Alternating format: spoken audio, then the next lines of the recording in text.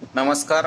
बघा, भाग 1 मधील सर्वात आधीचा भाग, पहिली कविता जी आहे, जिला कवितापेक्षा आपण प्रार्थना म्हणूया, ती गुरु ठाकूर यांनी रचलेली आहे, ज्यांचा 1968चा जन्म आहे. प्रसिद्ध असे कवी, गीतकार, स्तंभलेखक आणि नाटककार, संवाद लेखक गुरु ठाकूर यांनी अतिशय सुंदर अध्यात्माला स्पर्श करणारी अशी ही कविता आणि प्रार्थना लिहिलेली आहे, रचलेली आहे. तू बुद्धी दे. चला तर याचा अर्थ बघूया. तू बुद्धी दे, तू तेज दे, नवचेतना विश्वास दे, जे सत्य सुंदर सर्वथा आ जन्म त्याचा ध्यास दे.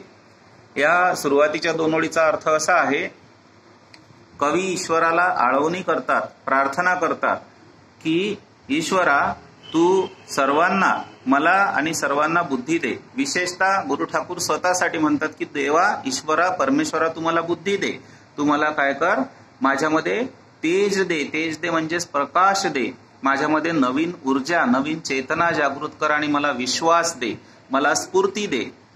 आणि या जगात जे जे सुंदर असेल ते सर्व सुंदर आणि सत्य याचा मला काय दे, जास्तीत जास्त तू ध्यास दे. त्याच गोष्टीच्या मागे, अशाच गोष्टीच्या मागे मी धावेल अशी मला ओढ दे.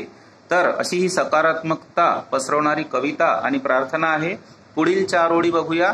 हरवले आभाळ ज्यांचे हो तयांचा सोबती, ज्यांना ज्यांना घरदार नाही. आभाळ हरवणे म्हणजे काय, जे बेघर आहेत, जे निराधार आहेत, ज्यांना घरदार नाही, अशा अनाथांना तू सोबती, सखा होऊन त्यांना साथ दे.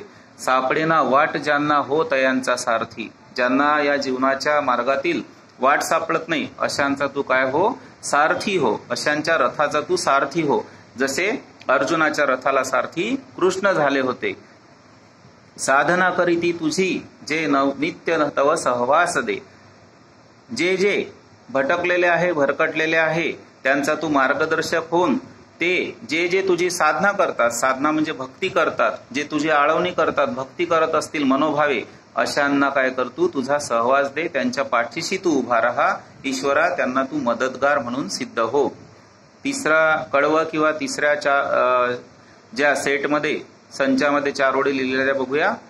जाणवाया दुर्बलांचे दुःख आणि वेदना, तेव त्या राहो सदा रंध्रातुनी संवेदना. धमन्यातल्या रुधिरास या खलभेदण्याची आस दे, सामर्थ्य या शब्दाचा आणि अर्थ या जगण्यास दे. जाणवाया दुर्बलांचे दुःख आणि वेदना. जे दुर्बल आहेत, जे दुःखी आहेत, जे वेदनाग्रस्त आहे, त्यांच्या दुर्बल लोकांच्या दुःख आणि वेदनांची जाणीव मला होऊ दे. त्यांची दुःख जाणण्याची संवेदना माझ्या रक्तात तू निर्माण कर. तेवत्या राहो सदा रंध्रातुनी संवेदना. माझ्या रक्ताच्या थेंबाथेंबात अशांची जाणीव, अशांची वेदना, अशांचं दुःख मला त्याची जाण होऊ दे. ते दुःख माझ्या मनात त्यांच्याबद्दल सहानुभूतीप्रत आणि त्यांच्या जाणीवेबद्दल तेवत राहू दे. धमन्यातल्या रुधिरास या खलभेदण्याची आस दे, सामर्थ्य या शब्दाचा आणि अर्थ या जगण्यास दे. ईश्वरा, तू माझ्या नसातून वाहणाऱ्या रक्तातल्या धमन्यांमध्ये तू दृष्ट दुर्जनांचा नाश करण्याची मला प्रेरणा दे. खल म्हणजे दृष्ट, वैरी, दुश्मन किंवा वाईट, या सर्वांचा नाश करण्याची मला तू काय कर, माझ्या नसामध्ये, धमन्यामध्ये, रक्ताच्या थेंबाथेंबामध्ये तू काय कर, अशीच नवचेतना पेटवून दे की अशा दृष्ट दुर्जनांचा मी नाश करू शकेल. माझ्या शब्दांना अफाट शक्ती आणि माझ्या जीवनाला तू अर्थ दे. सामर्थ्य या शब्दास, माझा जो शब्द असेल त्या प्रत्येक शब्दामध्ये तू काय दे, बळ दे, सामर्थ्य दे आणि माझ्या जगण्याला पण तू काय दे, अर्थ दे. पुढील कडवं बघूया. सन्मार्ग आणि सन्मती लाभो सदा सत्संगती.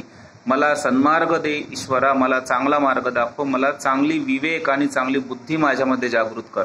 लाभो सदा सत्संगती. सत्संगती म्हणजे सत म्हणजे चांगले, संगत म्हणजे सोबत, साथ.